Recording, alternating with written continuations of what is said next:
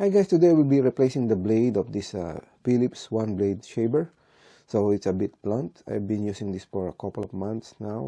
So I just open this one. So I have just open this one.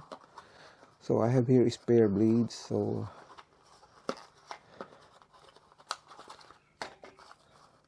there are two blades inside. So I'll just use one. Okay. So there's some instruction as well here on how to use it. Anyway, just to remove this one, just press and push it out. Then it's released.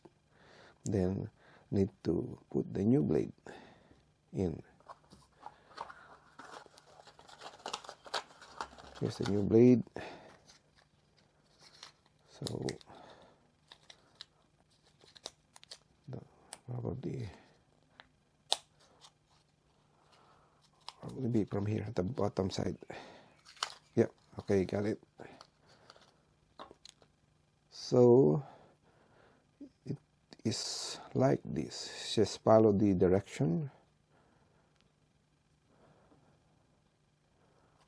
Push it in.